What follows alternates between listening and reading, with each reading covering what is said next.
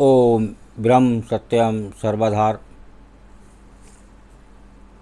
आज एक रिटायरमेंट के बाद सेवानिवृत्त सचिव आईएएस का आत्मबोध लेख। एक घटना रिटायरमेंट के बाद सेवानिवृत्त की एक सुने, बहुत ही सुंदर वर्णन। रिटायरमेंट के बाद ये मेरी पहली दिवाली थी। मेरे मन में उन सभी वर्षों की यादें ताज़ा हो गईं जो मैंने सेवा में बिताए थे। ख़ास तौर पर वरिष्ठ पदों पर रहते हुए दिवाली से एक हफ्ते पहले लोग तरह के उपहार लेकर आना शुरू कर देते थे।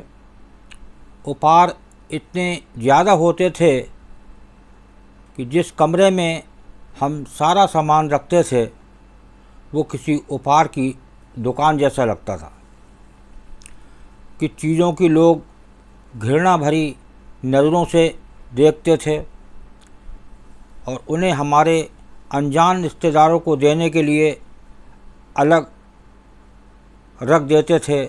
सूखे मेवे इतने ज़्यादा होते थे कि अपने रिश्तेदारों और दोस्तों में बांटने के बाद भी बहुत सारे बच जाते थे। लेकिन इस बार स्थिति बिल्कुल अलग थी। दोपहर के 2 बज चुके थे, लेकिन कोई भी हमें दिवाली की शुभकामनाएं देने नहीं आया। मैं अचानक भाग के इस उलटफेर में बहुत ही उदास महसूस कर रहा था।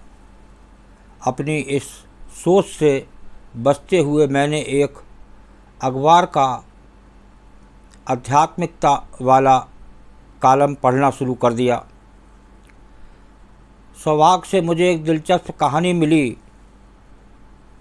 ये जो एक गधे के बारे में थी जो पूजा समारोह के लिए देवी देवताओं की मूर्तियों को अपनी पीठ पर लाद कर ले जा रहा था। रास्ते में जब वो गांव से गुजरता तो लोग मूर्तियों के आगे सिर झुकाते। हर गांव में पूजा अर्चना के लिए भीड़ जुटती। गधे को लगने लगा कि गांव वाले उसे प्रणाम कर रहे हैं और वो इस सम्मान और आदर से रोमांचित ही उठा। मूर्तियों को पूजा स्थल पर छोड़ने के बाद गधे के मालिक ने उस पर सब्जियां लाद दी और वापसी की यात्रा पर निकल पड़े। इस बार गधे पर किसी ने ध्यान ही नहीं दिया। वो अल्पज्ञानी जानवर इतना निराश हुआ कि उसने गांव वालों का ध्यान खींचने के लिए बार बार रेंकना शुरू कर दिया।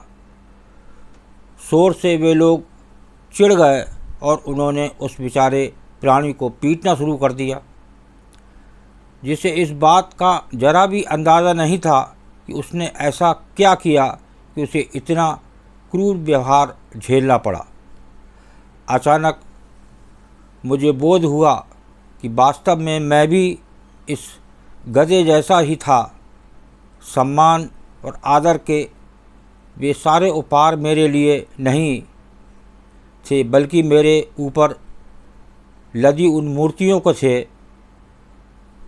अब जब मुझे इस सच्चाई का बोध हुआ तो मैं मेहमानों का इंतज़ार करने के बजाय मैंने दिवाली मनाने में अपनी पत्नी के साथ शामिल होना चाहा, लेकिन वो भी मुझे साथ लेने के मूड में नहीं थी।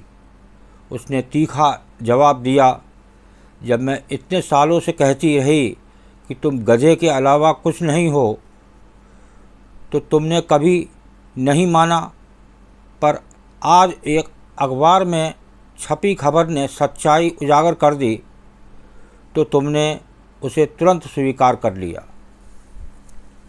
देखिए, ये जो एक सच्ची घटना रिटायरमेंट के बाद जो आईएएस अफसर की सुनी, उसकी पहली दीपावली कैसी थी। और दूसरी दीपावली भी वो कैसा निराश हुआ। जिस प्रकार गधे पे जो मूर्ति लाद के एक साइड से ले जाता था तो गांव वाले प्रणाम करते थे और वो गधा सोचता था मुझे प्रणाम कर रहे हैं, लेकिन जब लौट के आता तो उस पर सब्जी लदी होती थी। उस पर गांव वाले कुछ नज़रअंदाज कर देते थे तो वो रेंकना शुरू कर देता था। तब गांव वाले चिढ़ जाते थे और उसे मारने लगते थे। ये होता है फ़र्क रिटायरमेंट होने और होने के साल भर बाद जब दूसरा साल आता है तब कितना व्यवहार बदल जाता है। ये अभी आपने श्रवण किया। यही दुनिया है आजकल की कि जब ये मानव पैदा करता है, पैसा होता है तो इसे अच्छी नज़र से देखा जाता है, जब गरीब हो जाता है तो इसको अच्छी नज़र से नहीं देखा जाता। वास्तविकता यही है। उस आत्म तत्व को जानें जिसके लिए हम इस संसार में आए हैं। जब तक उसका बोध नहीं हुआ तो ये कितना भी आप IAS DM बन जाएं, लेकिन कुछ नहीं होने वाला। आजकल अभी आपने जो श्रवण किया सारा कुछ इसके अंदर विवरण है। इसको श्रवण करें और उस आत्म स्वरूप का बोध करें। इस देह जो जाने वाली है इसका मोह त्यागें, एक ममता त्यागें, तभी वो प्रभु मिल सकते हैं। ओम ब्रह्म सत्यम सर्वदा। ये सच्ची घटना अच्छी लगी हो तो ज़रूर शेयर करें ताकि और भी लोग जानें रिटायरमेंट होने के बाद क्या स्थिति रहती है। ओम ब्रह्म सत्यम सर्वदा।